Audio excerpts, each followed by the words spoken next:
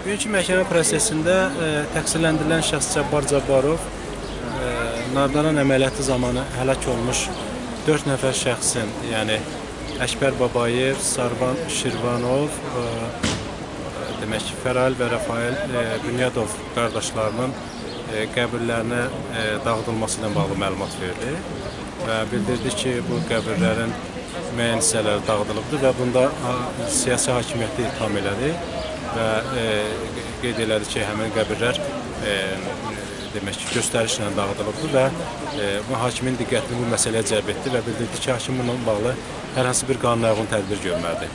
Məhkəmə isə qəbirlərin dağıdılması ilə bağlı bildirdi ki, bununla bağlı hər hansı bir tədbir görə bilməz. Çünki məhkəmədə baxılan işlə bağlı deyil bu məsələ və məsləhət gördü ki, həmin o mərhumların qohumları prokurorluğa bununla bağlı məlumat versinlər. Və hakim özü də qeyd etdi ki, qəbrin dağıdılması anti-insani bir hərəkətdir və bununla bağlı hüquq-mühafizə orqanlarına müraciət edib araşdırmaya nail olmaq lazımdır. Bu fakt bizim müdafiə tərəfinin mövqeyinə görə artıq məhkəmə prosesinin artıq məhkəmə müstəfisindən kənara çıxdığını bir daha təsdiq edir.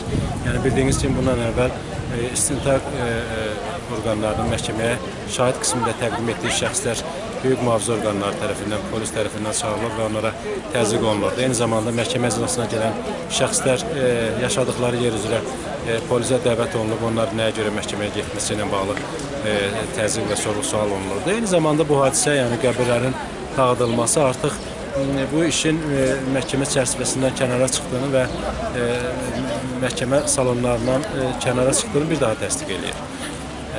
Və hesab edir ki, bu həm də ittiham tərəfinin sübutlarının, ittiham tərəfinin mövqeyinin tamamilə iflasa uğraması və məhkəmə baxışında araşdırılmış, bu vaxta qədər araşdırılmış sübutlarla bir daha təsdiq olunmasının ortaya çıxardığı bir haldır.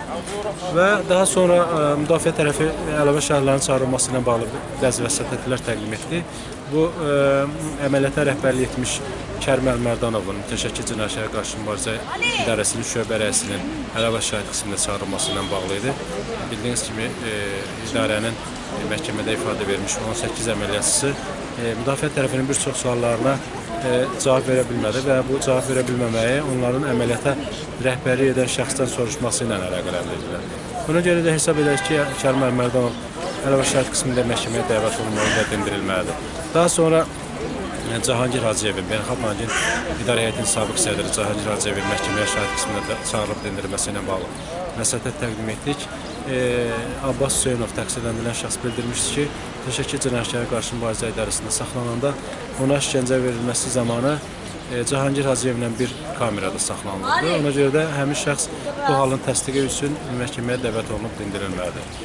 Daha sonra 3 dekabr 2015-ci tarixdə Əbülfəz Bünyatova məxsus olan evdə axtarış hadisə ilə baş keçirməsi protokoluna imza atmış hal şahidlərinin, eyni zamanda 27 noyabr 2015-ci tarixdə Müsəlman Birliyi Hərəkatının Yasamal rayonundakı Zərdab küçəsindəki ofisində axtarış keçirmə və götürmə haqqında istintaq hərəkatında iştirak etmiş protokola imza atmış hal şahidlərinin və Daxışlar Nazirliyi Mütəşəkkil Cinayətlərə Qarşı Mübarizə İdarəsinin əməliyyat müvəkkili İmamverdiyev Ceyhun Rafiqoğlu'nun zirehli gödəkçəsindən baxış keçirmə və götürmə haqqında protokola imza atmış hal şahidlərinin məhkəməyə əlavə şahid qismində çağırılıb dindirilməsi ilə bağlı vəsatətlər təqdim etdik və vəsatətlərin müzakirəsi güman ki, növbəti həftə baş tutacaq və həmin vaxtda biləcəyik ki, vəsatətlər təmin olunur və yaxud da ki, təmin olunur.